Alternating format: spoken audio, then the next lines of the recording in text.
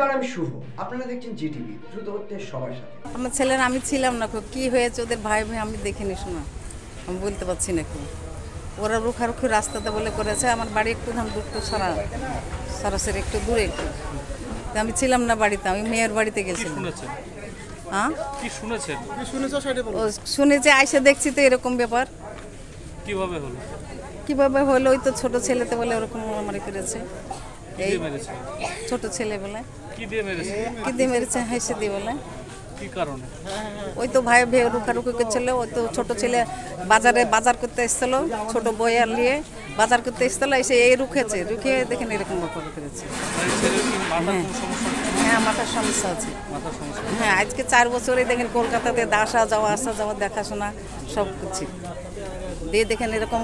ওর আব্বাকে তাড়ছিল, তাড়তে ভাই ওই তো বাজার করতে এসেছিল, আর ওই অবস্থাতে এরকম করেছে। হ্যাঁ, এমনি মারবো কাটবো এরকম করে,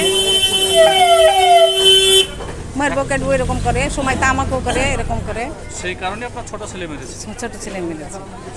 এই ছেলেটার এমনি আগে থেকেই ধরেন মাথার প্রবলেম আছে। তো ওর বাপকে 4-5 বার মারতে গেল, একটা ভোজালিলে একটা হাসিল।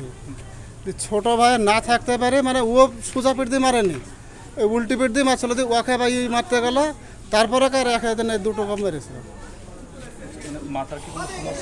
মাথার সমস্যা আগে থেকে আছে, এর অ্যাক্সিডেন্ট হয়ে চলে আর আগে।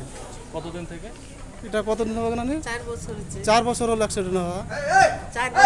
বছর ওই কারণে না, এমনি ধরেন খুব অত্যাচার না, বাড়িতে খুবই অত্যাচার করে। তো এখন কিসের জন্য মেরেছে? এখন অত্যাচারের জন্যই ধরেন। কি দিয়ে মেরেছে? হেসে দিয়ে মেরেছে। হেসে দিয়ে? আপনি গেছেন নাকি? এই ছেলে কি আপনি মা? হ্যাঁ, খুবই আছে।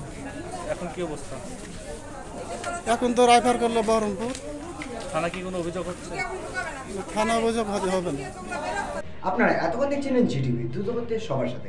জিটিভির আরো নতুন খবরে আপডেট পেতে এক্ষুনি লগ ইন করুন www.gtblivenews.com।